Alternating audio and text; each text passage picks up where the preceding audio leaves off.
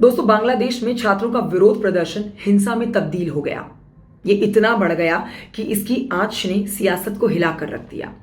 PM को देश छोड़कर जाना पड़ा। इसके पीछे की वजह क्या है और कब कैसे इसकी शुरुआत हुई, जानिए पड़ोसी मुल्क से आती हुई ये बड़ी खबर, जिसकी सारी जानकारी आपको मेरे इस वीडियो में मिलेगी। देखिए, बांग्लादेश में पिछले महीने सरकारी नौकरियों में आरक्षित कोटे के खिलाफ प्रदर्शन कर रहे छात्र समूह के द्वारा की गई हिंसा में कम से कम 300 लोग मारे गए और हजारों लोग घायल हो गए। सरकारी नौकरियों में कोटा प्रणाली को लेकर बांग्लादेश में शांतिपूर्ण छात्र विरोध प्रदर्शन के रूप में जो शुरू हुआ, वो प्रधानमंत्री शेख हसीना और उनकी सत्तारूढ़ आवामी लीग पार्टी के खिलाफ एक महत्वपूर्ण चुनौती और विद्रोह में तब्दील हो गया। स्थानीय मीडिया रिपोर्ट्स के मुताबिक आपको बता देते हैं कि रविवार को देश में हुई हिंसा के बाद सोमवार को प्रदर्शनकारियों ने राजधानी ढाका तक मार्च करने की घोषणा की थी। इसके परिणाम स्वरूप भड़की हिंसा में कई मौतें हुई। सेना ने प्रदर्शनकारियों का साथ दिया और कमान अपने हाथ में संभाल ली। आगे आपके लिए जानना बहुत जरूरी है दोस्तों कि पीएम हसीना ने विरोध किया, लेकिन हालात बेकाबू हो गए तो उन्होंने पीएम पद से इस्तीफा दे दिया और सेना के हेलीकॉप्टर के साथ देश छोड़ दिया। इसके बाद सेना ने देश में अनिश्चितकालीन प्रतिबंध लगा दिया और अंतरिम सरकार बनाने की घोषणा भी कर डाली। जानकारी के मुताबिक शेख हसीना भारत में है और उनको सुरक्षित स्थान पर रखा गया है।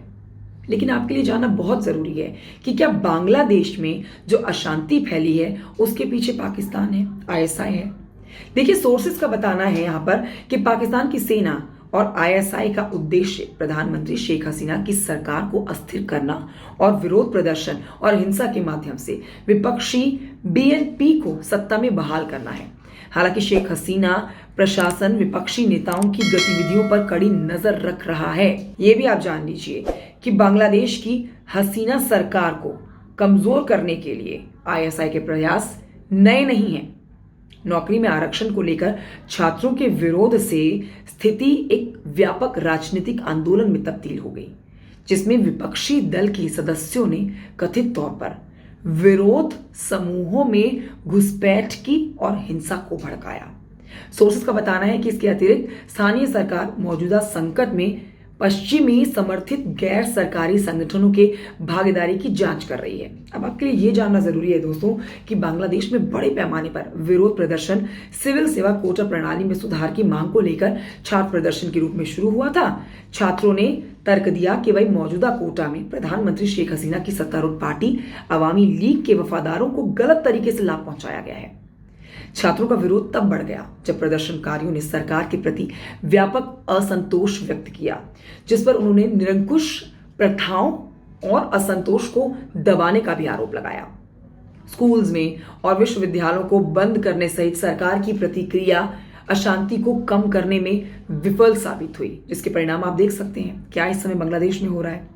नौकरी में कोटा फिर से शुरू करने के खिलाफ सुप्रीम कोर्ट के फैसले ने प्रदर्शनकारियों को पूरी तरह से संतुष्ट नहीं किया, जो स्वतंत्रता सेनानियों के बच्चों के लिए सभी नौकरी आरक्षण को खत्म करने की मांग करते रहे।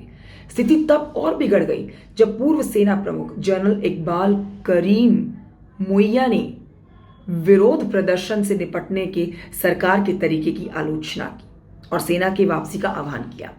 इसके साथ ही वर्तमान सेना प्रमुख के प्रदर्शनकारियों के प्रति समर्थन के रुख में अशांति और भी ज्यादा बढ़ गई और अब हालात जो आपके सामने हैं वो आप देख सकते हैं कि बांग्लादेश में इस समय क्या स्थिति है।